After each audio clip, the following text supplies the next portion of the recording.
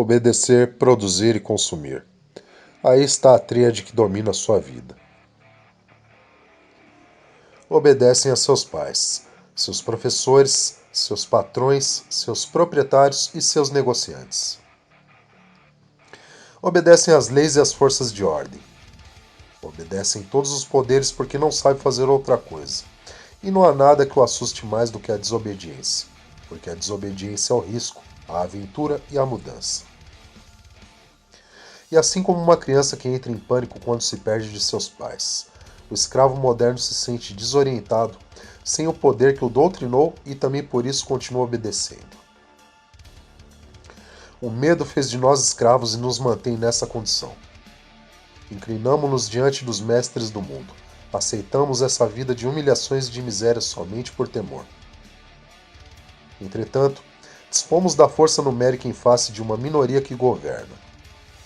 Sua força não se obtém da sua polícia, mas sim de nosso consentimento.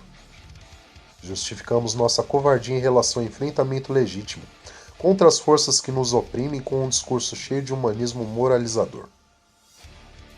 A recusa pela violência revolucionária está cravada nos espíritos daqueles que se opõem ao sistema, justificada por valores que o próprio sistema lhes ensinou. Mas quando o sistema trata de conservar sua hegemonia, ele não vacila nunca em utilizar-se da violência.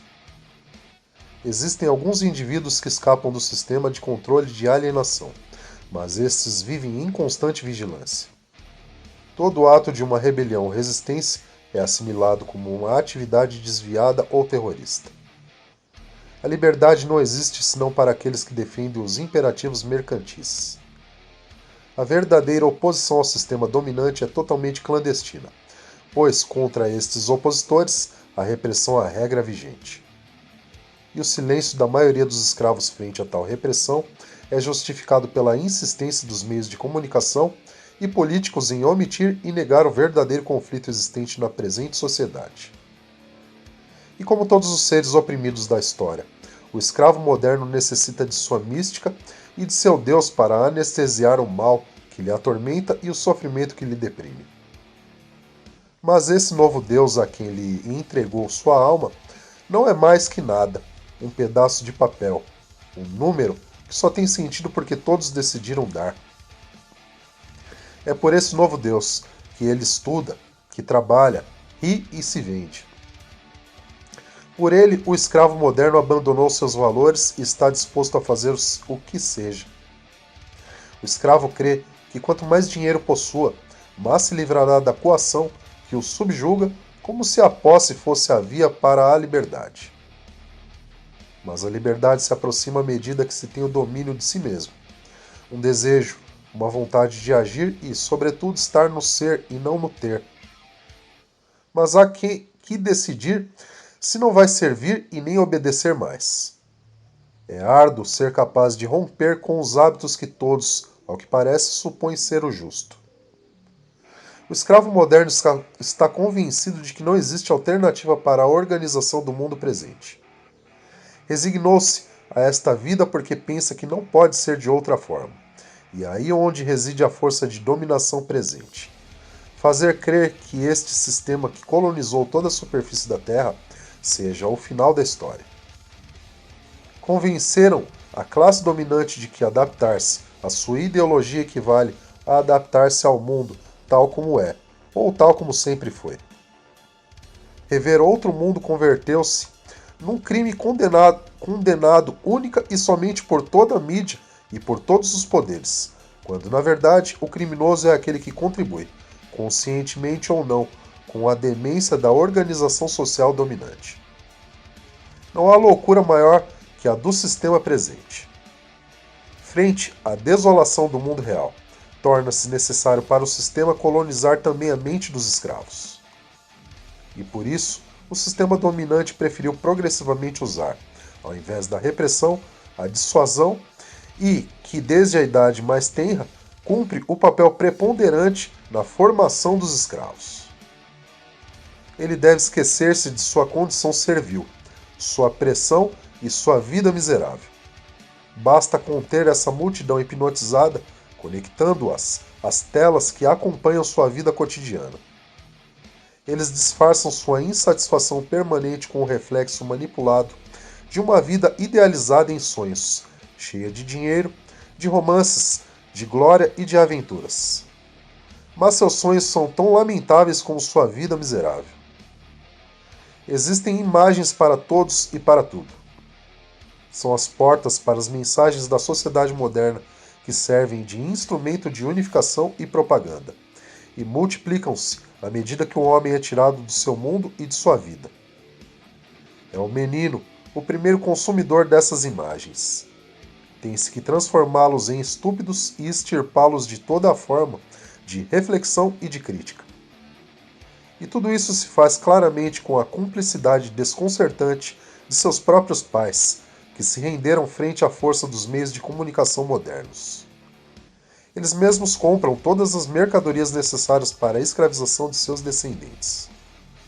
Desentendem-se quanto à educação de seus filhos e as entregam para a tutela do sistema de embrutecimento e da mediocridade. Há imagens para todas as idades e todas as classes sociais. Os escravos modernos acabam confundindo essas imagens com cultura e ocasionalmente até com arte.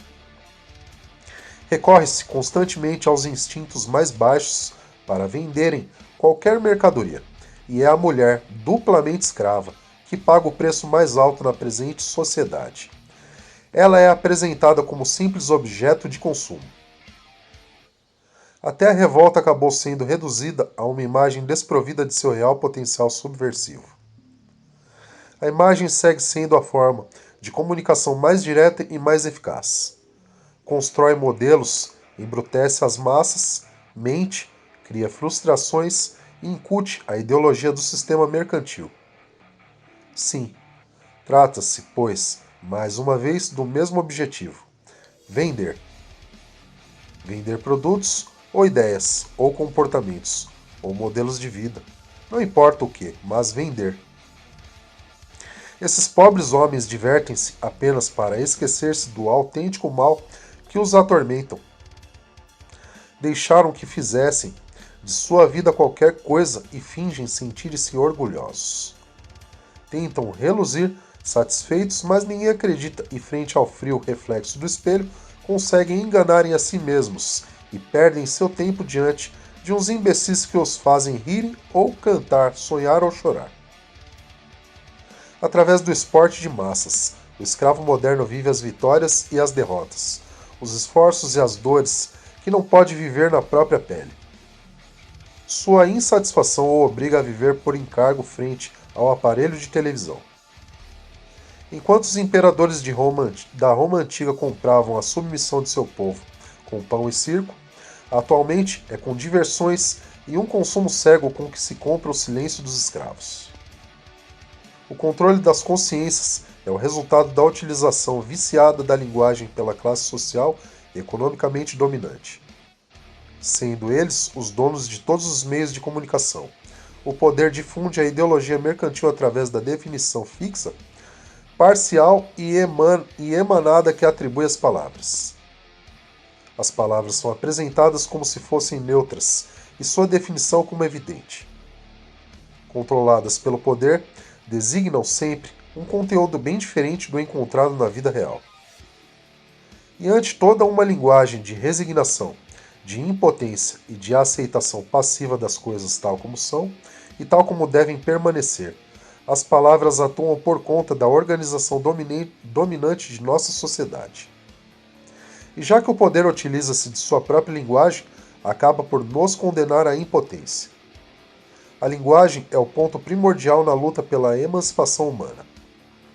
Para o poder não é uma forma de dominação, que se junta a outra, mas sim o epicentro do sistema mercantil que mantém a submissão dos escravos.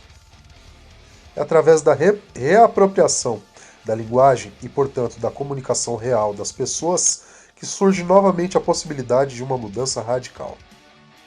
E nesse sentido, é que o projeto revolucionário converge com o projeto poético. Na efervescência popular, a palavra falada é reaprendida e reinventada por grandes grupos, e a espontaneidade criativa está em cada um e une a todos. Não obstante, Os escravos modernos ainda sentem-se cidadãos.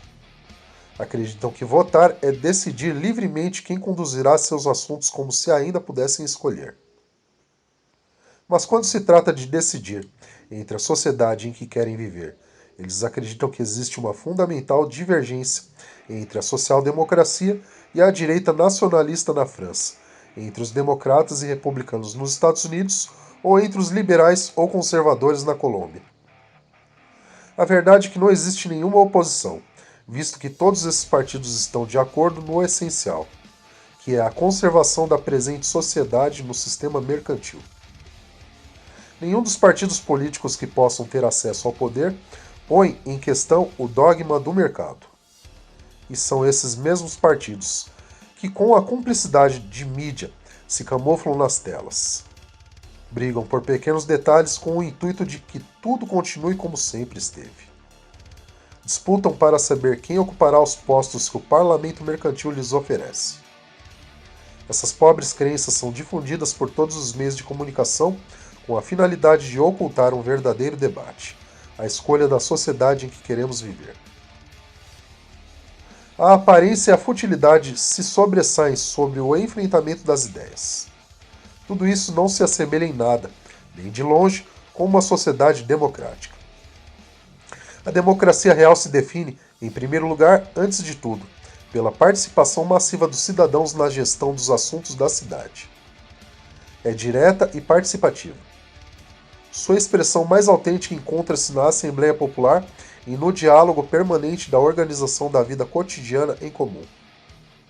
A forma representativa e parlamentar, que usurpa o nome de democracia, limitam o poder dos cidadãos ao simples direito de votar. Ou seja, a nada. Escolher entre cinza clara ou cinza escuro não é decisão alguma. As cadeiras parlamentares são ocupadas em sua imensa maioria pela classe economicamente dominante, seja da direita ou da pretensa esquerda social-democrata. O poder não há de ser conquistado, mas sim há que ser destruído. Ele é tirano por natureza, seja exercido por um rei, um ditador ou um presidente eleito. A única diferença no caso da democracia parlamentar é que o escravo tem a ilusão de escolher, eles próprios os mestres que deverão servir. O voto os fez cúmplices da própria tirania que os oprime. Eles não são escravos porque existem mestres, mas sim os mestres existem porque eles escolheram manterem-se escravos. O sistema dominante se define pela onipresença de sua ideologia mercantil. Ocupa de vez todos os espaços e setores da vida. Não declaram nada mais que a necessidade de produzir, vender, consumir e acumular. Reduziu as relações humanas a medíocres relações mercantis e consideram o nosso planeta como uma simples mercadoria. A função que nos designam é o trabalho servil. O único direito que se reconhece é o direito da propriedade privada. O único Deus que cultuam é o dinheiro. O monopólio da aparência é total. Somente aparecem os homens e os discursos favoráveis à ideologia dominante. A crítica deste mundo se afoga no mar midiático, que determina o que está bem ou o que está mal, o que se pode ver ou o que não se pode ver. A onipresença da ideologia, o culto ao dinheiro, o monopólio da aparência, o partido único disfarçado de pluralismo parlamentar, a ausência de uma oposição visível reprimida de todas as formas, programa de transformação do homem e do mundo. São essas as verdadeiras facetas do totalitarismo moderno que eles chamam de democracia liberal. Mas que é mais que tarde em chamar por seu verdadeiro nome, sistema totalitário mercantil. O homem, a sociedade e todo o nosso planeta estão a serviço desta ideologia. O sistema totalitário mercantil conseguiu o que nenhum outro totalitarismo havia conseguido: ocupar cada resquício de nosso planeta. Hoje em dia, nenhuma forma de exílio é possível.